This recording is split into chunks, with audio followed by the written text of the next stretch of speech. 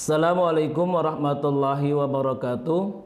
Alhamdulillahirabbil alamin wa bihi nasta'inu ala umuri dunya waddin. Wassalatu wassalamu ala asrafil anbiya'i wal mursalin wa ala alihi washabbihi ajma'in, amma ba'du. Yang sama-sama kita hormati pimpinan umum Pondok Pesantren Al-Musyarafah Abinal Kiram Ki Haji Ahmad Nawawi. Kita doakan beliau, semoga beliau dipanjangkan umurnya, disehatkan badannya, dan dimudahkan segala perjuangannya. Amin. Dan juga yang sama-sama kita hormati Ketua Yayasan Al-Musyarafah Ibu Hajah Khairul Ummah STHI. Kita juga doakan beliau semoga panjang umurnya, disehatkan badannya, dan diberikan kemampuan dalam memimpin yayasan ini. Yang terhormat juga kepada Bapak Ibu Dewan Guru, anak-anakku, siswa-siswi MTS Al-Musyarafah, dan ayah bunda yang ada di rumah. Alhamdulillah wa syukurillah. Yang pertama-tama marilah kita panjatkan puja puji syukur kita ke hadirat Allah Subhanahu wa taala, di mana pada kesempatan hari ini kita masih diberi nikmat yang paling besar, yaitu nikmat iman dan nikmat Islam. Salawat beriring salam marilah kita sanjungkan kepada baginda Rasulullah sallallahu alaihi wasallam yang telah membawa umatnya minaz zulumati ilan nur. Bapak Ibu serta anak-anakku, siswa-siswi yang dirahmati Allah, pada kesempatan hari ini saya ingin berbincang-bincang kepada seorang guru kita, ya, yang pernah mengajar di Al-Musyarafah ini dari awal berdirinya Al-Musyarafah ini, ya. Kita ingin berbincang-bincang dengan beliau tentang tentang bahasa Arab, ya. Dan beliau memang adalah guru bahasa Arab dari dulu. Tapi kita mau lebih tahu lagi tentang belajar bahasa Arab itu yang konon katanya buat siswa-siswi ini sebuah yang menakutkan gitu. Sebenarnya benar atau tidak, ya? Oke, kita akan berbicara dengan Bapak guru kita yang satu ini. Assalamualaikum Pak Haji. Waalaikumsalam warahmatullahi wabarakatuh. Pak Haji Ali Nurdin, ya? Iya, Pak. Pak Haji sebenarnya dulu pernah menjadi kepala sekolah MTS Al-Musyarafah, ya? Iya, Pak. Tahun berapa itu, Pak? Tahun 1998, Pak. 1998. Kemudian pada saat itu juga ngajar bahasa Arab. Saya ngajar bahasa Arab dari awal dulu. Bahasa Arab. Katanya juga ngajar bahasa Inggris. Iya, ada kesempatan juga ngajar bahasa Inggris karena gurunya resign pada waktu itu. Oh gitu. Jadi saat itu megang pelajaran bahasa Arab juga megang pelajaran bahasa Inggris. Luar biasa. Sebenarnya Pak Haji dulu lulusan dari mana, Pak Haji? Saya dari Gontor, Pak. Tahun 83 dulu. Gontor Ponorogo, ya? Jawa Timur, ya. Jawa Timur. Tuh 1983. Ya. Nih saya ingin banyak tahu tentang pembelajaran bahasa Arab nih pemirsa sekalian. Jadi ini Pak Haji nih. Jadi kalau berbicara tentang bahasa Arab, pelajaran bahasa Arab terutama, ya, ada semacam ada rumus atau ada rasa semacam ketakutan buat anak-anak, ya. Belajar bahasa Arab itu satu kata yang menakutkan. Cuma sebelum ke sana saya ingin tahu sebenarnya bahasa Arab ini termasuk bahasa nasional atau internasional, Pak Haji? Oh, kalau bahasa Arab itu bahasa internasional. Karena di PBB itu 5 bahasa yang menjadi bahasa PBB.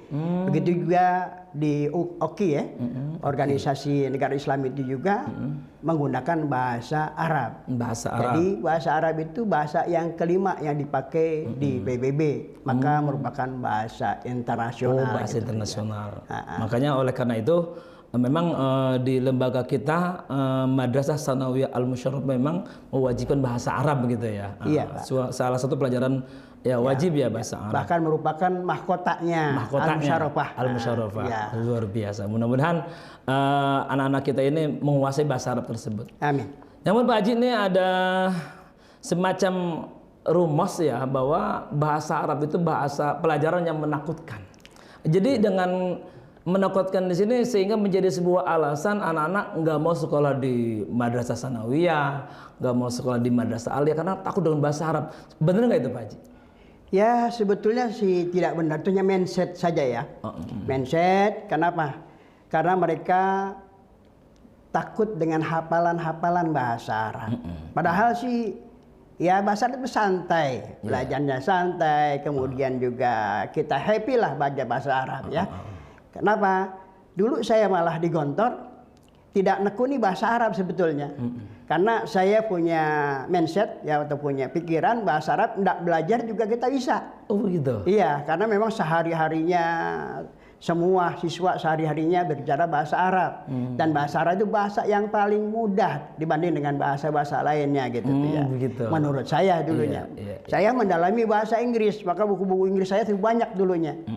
Ya artinya kan biasa tuh kalau santri itu ya. Ada yang merasa ini mah gampang dah, nggak dipakai belajar juga bisa kan gitu, ya. Nah maka itu termasuk saya yang mengatakan bahasa Arab itu nggak pakai belajar juga bisa. Setiap hari anak-anak itu sudah makanan gitu. Jangan kata lagi meleknya, tidurnya saja bisa dengan bahasa Arab. Subhanallah. Ngigonya gitu tuh. Ngigonya dengan bahasa Arab. Saking memang tiap hari makanannya adalah bahasa Arab. Makanannya bahasa Arab. Nah, gitu. Nggak kalau ujian-ujian di sana ya bahasa Arab itu ya kayak kita ujian menggambar lah gitu ya. Iya. Mudah gitu. Iya. Luar biasa Pak Haji ya. Artinya kalau anak itu beranggapan bahasa Arab pelajaran yang menakutkan itu salah berarti. Salah. Artinya sebenarnya cuma hanya mereka mungkin malas menghafal kali ya. Satu malas menghafal memang. Di antaranya malas menghafal. Ya kan. Ya semua sih bahasa sebetulnya sebegitu ya. Karena bahasa itu harus melekat di otak.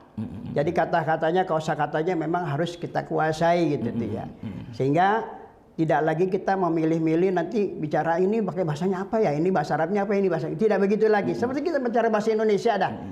Bahasa Indonesia kan sudah hafal, duduk hafal, makan hafal, jalan hafal, ya pergi hafal. Itu sudah melekat di otak. Jadi sehingga keluar tanpa berpikir sudah bisa keluar sendiri gitu tuh. Oh begitu. Kan memang hari-harinya diterapkan bahasa Arab. Nah terus, gitu Pak. Nah kita juga al-musyarafah nih ya. Menurut saya karena di awal tahun dulu itu ketika tahun 1998 anak-anak memang baru mengenal bahasa Arab karena dulunya mereka kan campuran, ada yang dari SD, ada yang dari MI kan gitu ya. Iya. Tapi alhamdulillah mereka ya tidak berapa lama sudah bisa. Artinya berkomunikasi bahasa Arab. Yang penting jangan disalahkan mereka. Kalau supamanya jangan melihat nahunya dulu. Yang penting mereka berani mengucapkan. Berani mengungkapkan. Jangan takut salah. Jangan takut salah. Itu kuncinya yang paling pertama tuh.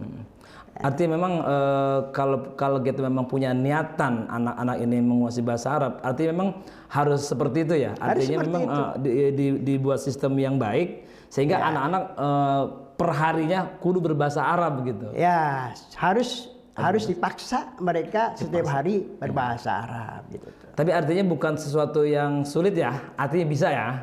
Ya semua juga kalau diawali dengan perasaan takut, perasaan sulit, semua juga jadi sulit. Tapi kalau kita awali dengan mudah, santai, istilahnya dengan apa tuh? Dengan bahasanya santai, relax, semua juga akan mudah. Gitu. Oh begitu. Oke, Pak Haji, ini sudah 2 pertanyaan ya yang kami lontarkan nih. Mungkin ada 1 pertanyaan lagi nih.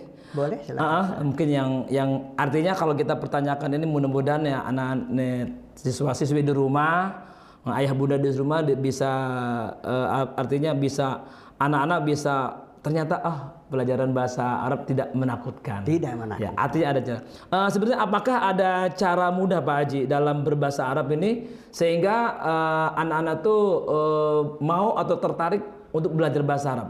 Ada nggak itu langkah-langkahnya? Ada langkah-langkahnya, bahkan Allah sendiri yang beritahu. Jadi Allah mengajarkan Nabi Adam juga kan dengan bahasa Arab tuh ya. Iya. Artinya kata Allah wa 'allama Adamal asma'a kullaha. Jadi Allah mengajarkan Nabi Adam itu tidak yang sulit-sulit terlebih dahulu. Artinya diajarkan dengan nama-nama benda, nama-nama binatang, nama-nama pohon dan lain sebagainya. Nah, dengan nama-nama itu kan mempermudah, kita mudah ingat. Seperti kita mengajarkan anak kita yang masih kecil untuk berbicara. Kan nggak pajarnya susah-susah tuh. Ini siapa nak? Bapak. Bilang bapak. Ini siapa? Ibu. Ibu kan gitu. Tidak rangkaian kalimat yang panjang-panjang, tapi mengenalkan nama seseorang kan gitu tuh. Sehingga anak itu nanti hafal. Oh ini bapaknya. Oh ini ibunya kan gitu. Oh itu kakaknya. Mana kepala nak? Kepala kan gitu ya. Kita biasanya pundak, mana pundak. Nah ini yang mudah dihafal, yang mudah diingat oleh anak-anak kita. Seperti itu. Artinya anak-anak kita awali dengan mengenal kata benda mungkin. Kata benda. Kata benda. Nama benda. Mungkin kira-kira pembagiannya kayak bagaimana tuh Pak Haji? Biar anak-anak nih apa dulu sebenarnya hari ini yang dipelajari biar anak-anak bisa bercakap-cakap dengan bahasa Arab. Dari mana dulu sih awalnya sebenarnya? Diawali itu dengan kata-kata unzur wakul. Lihatlah dan katakan. Oh begitu. Jadi teorinya ada benda apa, kita lihat, kemudian kita ucapkan. Kita ucapkan. Dengan bahasa Arab. Dengan bahasa Arab. Kan sudah sehari-hari kita lihat di kelas, ya, di ruangan, kemudian juga di dapur, di masjid. Katakan apa yang ada yang kita lihat itu dengan bahasa Arab. Sehingga itu menjadi perbendaharaan kita semuanya. Seperti itu. Misalnya nih saya melihat ini gelas minum. Ya. Jadi kita lihat, kita ucapkan. Ya. Kayak gimana tuh Pak Haji? Ini kan gelas minum nih. Iya. Ya. Katakan haja kubun.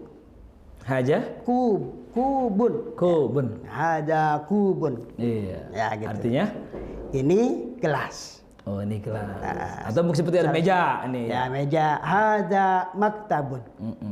Ini meja. Bahkan kalau bisa jangan diterjemahkan Pak. Oh begitu. Kalau diterjemahkan nanti kita hafalnya terjemahannya doang. Jadi cukup kita sentuh barang itu. Kita sentuh barang itu, kita katakan dengan bahasa Arab. Haja maktab. Haja kub. Kan gitu. Haja kursiun. Jangan sekali-kali ini gelas. Jadi udah kalau ketemu dengan ini di mana saja kub. Ketemu ini di mana saja maktab. Nah seperti itu. Ketemu kursi mana aja? Kursi di mana saja kursi. Jadi nggak usah pakai diartikan. Udah itulah apa namanya ucapan itu sehingga menjadi melekat di hati kita. Iya. Seperti kita belajar yang buku lah kita katakan. Kalau kita artikan di bawahnya selama-lamanya kita nggak akan bisa. Jadi nggak usah diartikan, biar. Nah seperti itu. Mungkin selain contoh-contoh yang kita lihat seperti ada kata-kata benda, ada nggak selain kata benda Pak Haji? Yang harus dikuasai oleh itu anak. Ya. Bisa saja kalau semuanya di ruangan itu tidak ada yang kita sebutkan, anggota tubuh kita kan bisa ini. Oh gitu. Nah, contohnya haja roksun. Roksun, haja roksun, semuanya anak-anak bilang haja roksun, haja roksun. Nah, ini kita pegang roksun, haja roksun, diulang berkali-kali, haja roksun. Tanya sama anak, mahaja, haja roksun, mahaja, haja roksun. Kemudian di kepala ini kan ada mata. Mata supaya mereka kenal. Haja ainun. Nah, haja ainun. Mahaja, haja ainun. Ada lagi selain lagi itu. Ada apa? Kuping. Telinga. Telinga. Iya. Nah, haja uzunun. Jadi nanti mereka serempak. Sesekali kita panggil satu orang. Gitu. Terus kita ulang lagi. Mahaja uzunun. Wa mahaja roksun. Kan gitu. Jadi sudah ainun. Nah, ada lagi di bawah ini. Namanya anfun. Anfun. Hidung. Kita katakan hada anfun. Kul anta. Hada anfun. Anta. Hada anfun. Hada anfun. Itu dalam satu kelas pokoknya harus mau mengucapkan. Mengucapkan. Ada kebagian lah kita tunjuk. Dan tidak boleh di dalam perut ngucapinnya. Artinya nggak bersuara, harus bersuara. Harus bersuara. Kayaknya bahasa itu harus bersuara. Apalagi bahasa Inggris kan. Tulisannya apa? Bacaannya apa. Nah, kalau mereka belajar bahasa Inggris hanya di dalam perut, tidak akan bisa. Harus ucapan. Bahasa Arab juga begitu, ya.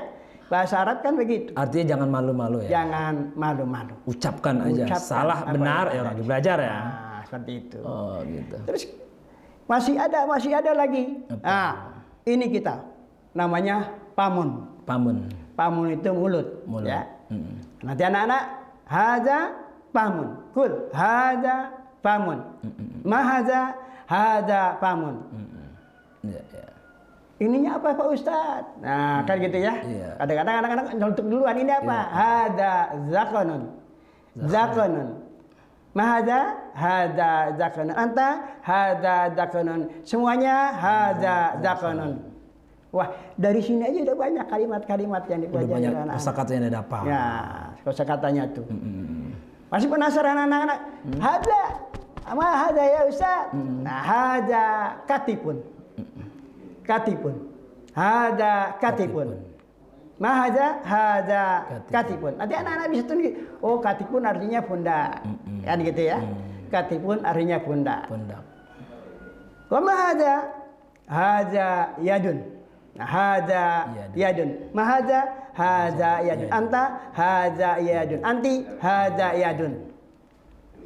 Udah banyak tuh. Jadi memang bisa seluruh anggota kita sebutkan. Seluruh anggota. Dan memang harus menguasai mereka itu. Nah, itu mudah dikuasai oleh mereka. Nah, terus nanti kaki, apa kaki? Ada rijlun. Rijlun, kul anta, rijlun. Kul anta, rijlun. Kul anta, rijlun. Jami'an.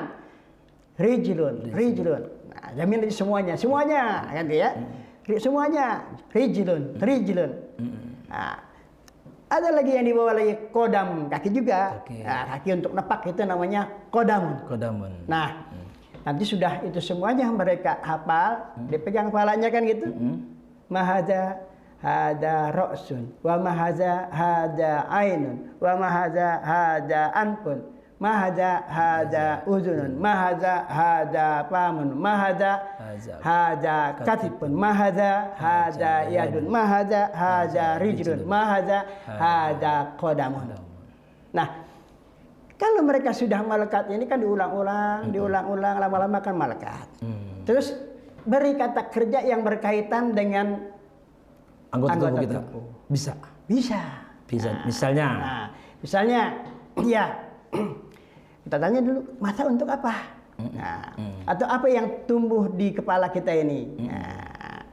Nah, kan dikatakan rambut. Nah, jadi rambut nih yang butuh asy'ru ala ra'si atau asy'ru yang butuh ala ra'si. Asy'ru, sya'run artinya rambut. Jadi sekaligus mereka juga tahu arti rambut. Asy'ru yang butuh ala ra'si. Semuanya asy'ru yang butuh ala ra'si. Anta asy'ru yang butuh ala ra'si. Tuh. Yang berkaitan dengan mata. Apa sih berkaitan dengan mata? Nah, melihat. Oh, ana anzuru bil aini. Ana anzuru bil aini. Kul anta, ana anzuru bil aini. Anta, ana anzuru bil aini. Ana anzuru bil aini. Artinya saya melihat dengan mata. Saya melihat dengan mata. Itu udah ada kata kerja di situ. Sudah katanya. Nah, hidung apa kata kerja hidung? Ana asyummu bil anfi. Ana asyummu. Asyummu. Kul asyummu. Ana asyummu bil anfi. Nah, dia tahu pekerjaan hidung.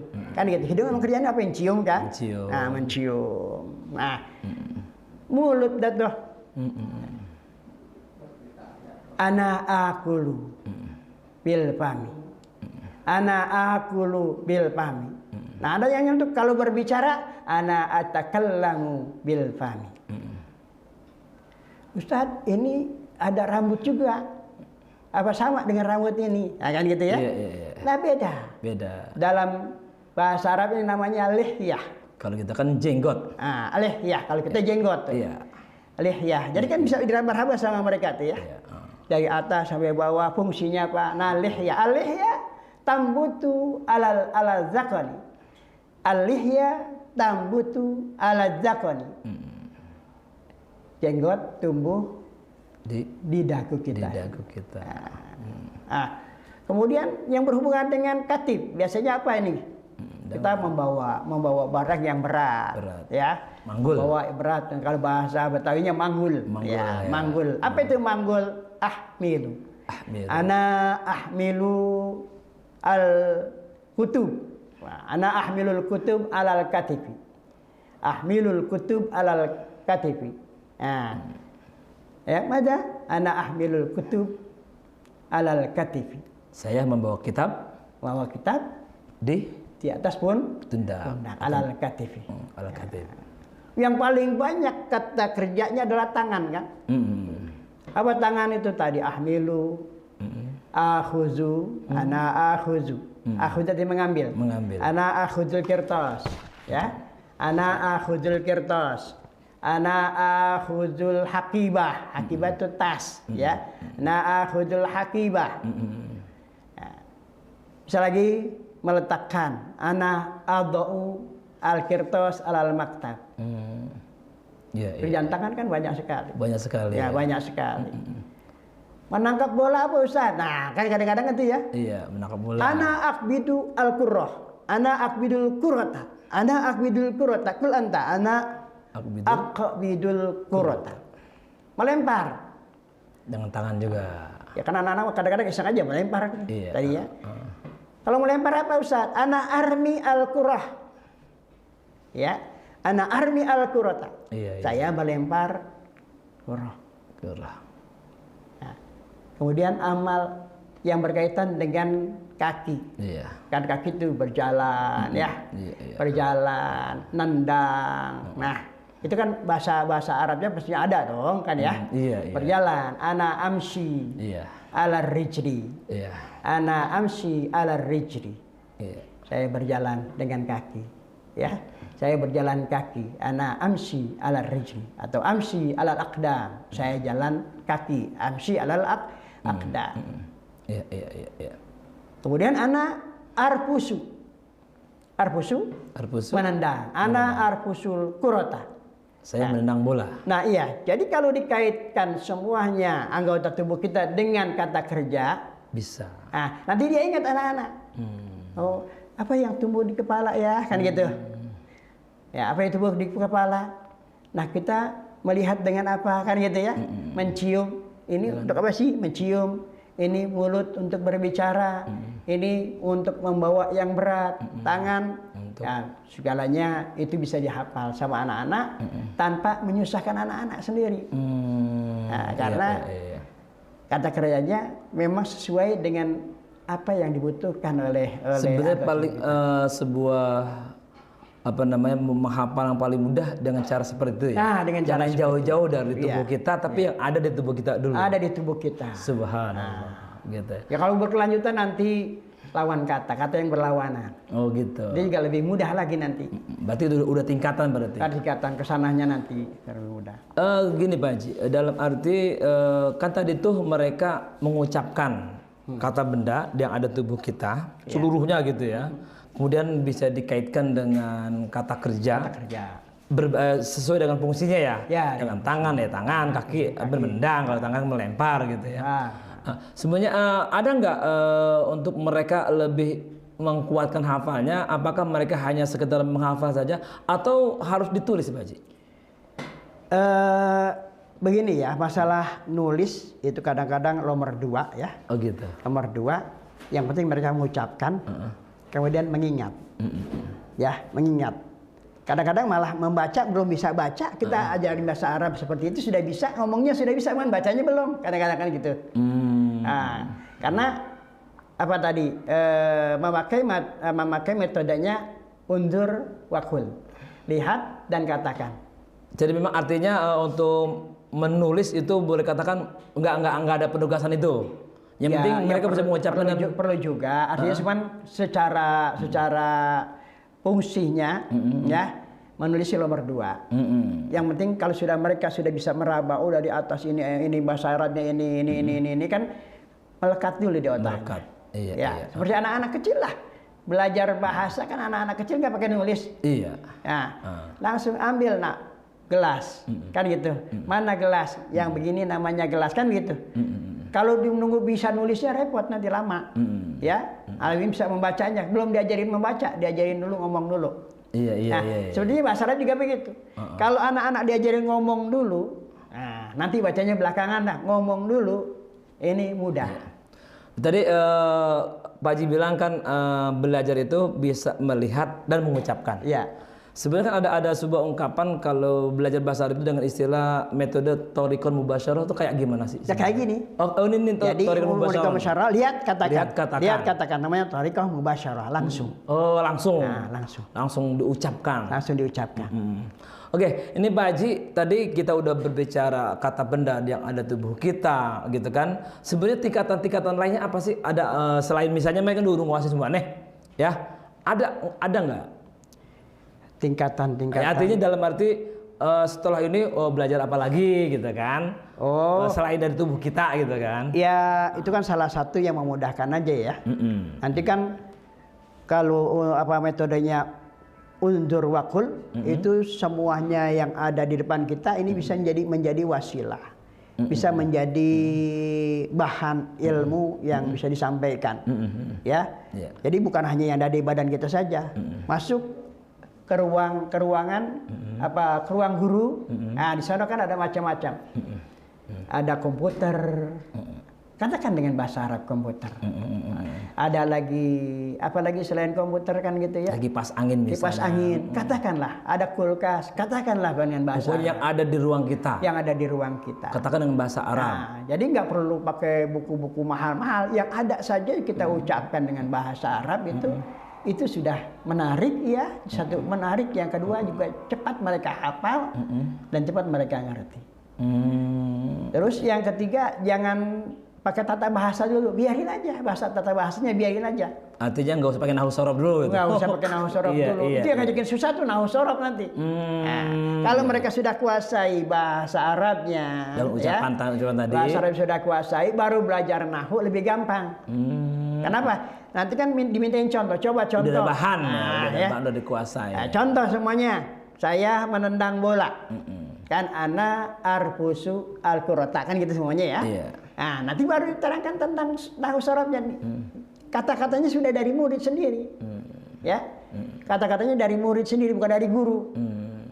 Jadi lebih enak kalau murid yang punya bahasa, nanti guru yang membahas. Ana itu apa kedudukannya dalam bahasanya, ya kan, kalau bahasa Indonesia subjek kan gitu ya. Menendang adalah predikat. Nah, sedangkan kuroh adalah objek.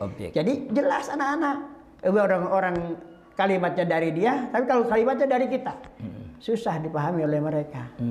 Kenapa? Kalimat dari kita belum tentu dia paham apa yang kita tulis tadi kan. Artinya modal dasar tadi tuh yang dihafalkan tadi, itu menjadi contoh buat dia untuk ucapkannya. Seperti itu. Luar biasa Pak Haji. Artinya memang ternyata sesuatu yang artinya yang gampang Pak Haji ya. Bahasa Arab itu enggak. Sebetulnya semua bahasa juga gampang ya. Karena orang-orang yang ngerti bahasa Arab ya harus ngerti bahasa Indonesia. Bahasa Indonesianya. Cuman kan bedanya nanti di susunan saja. Kalau bahasa Indonesia itu ada 2 kalimat ya, isinya ada jumlah mufidah. Jumlah mufidah itu ada jumlah fi'liyah, ada jumlah ismiyah gitu tuh. Kalau bahasa Indonesia nggak ada. Jumlah jumlah fi'liyah, jumlah ismiyah nggak ada bahasa Indonesia. Karena bahasa Indonesia kan hukumnya MD, bukan DM ya. Ya, MD menerangkan, diterangkan. Kalau bahasa Arab kan ada kalimat yang diawali dengan fi'il, ada kalimat yang diawali dengan isim. Ada, jadi ada kalimat mubtada dan ada khabar gitu ya. Khabarnya. Ada kalimat fi'liyah diawali oleh fi'il, kata kerja. Nanti subjeknya di tengah. Atau ya subjeknya di tengah ya. Baru objek kan gitu. Nah, itu bahasa Arab. Kalau bahasa Indonesia kan susah. Contohnya apa? Ya. Contohnya begini, ya. Yazhabu Muhammad ilal madrasah. Kalau diartikan dengan bahasa Indonesia secara letterleknya, pergi Muhammad ke sekolah. Jadi gak beraturan tuh ya. Bahasa Indonesianya kan salah. Ya. Tapi bahasa Arabnya benar. Oh gitu. Benar bahasa Arabnya. Karena dia ada dua kalimat. Kalimat yang terdiri dari jumlah fi'liyah, diawali dengan fi'il, kata kerja, dan kalimat yang diawali oleh isim. Oke. Seperti itu, Pak.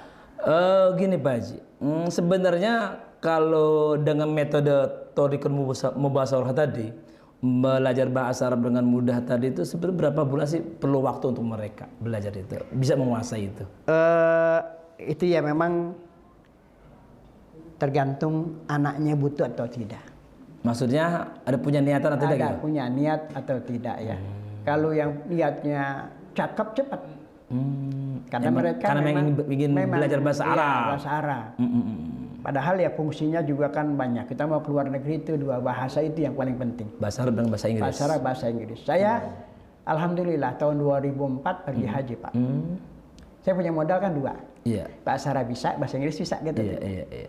Nah alhamdulillah orang yang bertemu dengan saya, mereka jabatan tangan, bicara bahasa Arab, saya juga dengan bahasa Arab. Dikasih hadiah loh. Subhanallah. Hadiahnya nggak main-main. Apa itu? Uang? Uang. 100 Real. 100 real. Rizquminallah. 100 real, 200 real, bahkan kadang-kadang 500 real. Pulang bawa duit banyak. Alhamdulillah. Luar biasa. Bisa 3 kali pergi haji pada waktu Subhanallah. itu modal bahasa. Memang Rasulullah katakan gitu dia kata Rasulullah,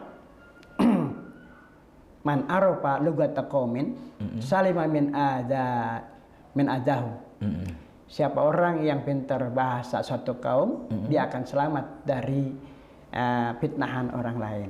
Nah, jadi kita kan paham, di bahasa Sunda oke lah kan gitu ya. Jadi orang Sunda nggak bisa katain kita karena kita bisa kan gitu. Jadi nggak sembarangan orang ngomong. Orang Inggris nggak sembarangan ngomong sama kita. Orang Arab juga nggak sembarangan karena kita bisa. Artinya kalau kita tidak memahami bahasa mereka, bisa aja mereka ngebully dengan bahasa yang kita nggak paham ya. Kayak gitu. Nah, makanya itulah pentingnya bahasa. Kalau anak-anak musyarafah nanti bisa bahasa Arab, dia bisa melanjutkan sekolah di Kohiro, di Al-Azhar.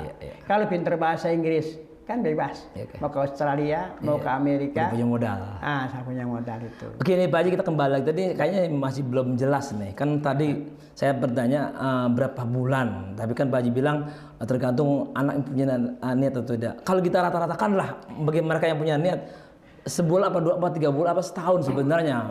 Begini, itu sebetulnya 3 bulan sudah bisa. Bagi mereka yang punya benar-benar bagi yang mereka niat, memang punya niat. Kalau yang nggak punya niat, yang penting semua teman-temannya, termasuk ya gurunya lah, bicaranya itu dengan bahasa yang menjadikan mahkota daripada sekolah itu. Itu insya Allah juga bisa. Karena apa? Kalau sudah terbiasa dengar kan gampang. Ya sudah terbiasa dengar.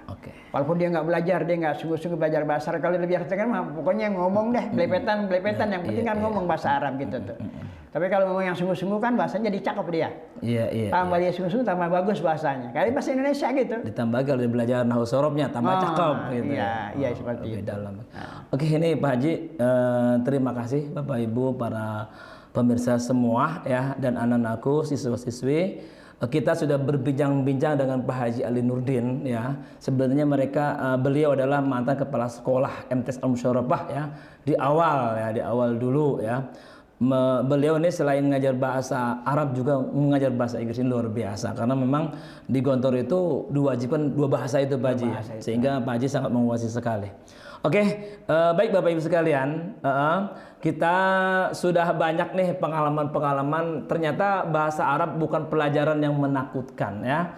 Kalau ada anak siswa-siswi yang merasa takut dengan bahasa Arab, tadi intinya sih mereka yang malas menghafal.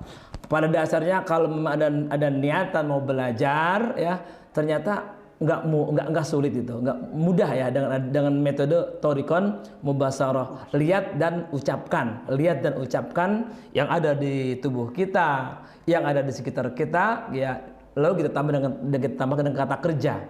Luar biasa Pak Haji. Oleh karena itu kepada para pemirsa semua atau anak semua ya, coba kalian, tak ada yang ditakutkan dengan bahasa Arab, ya.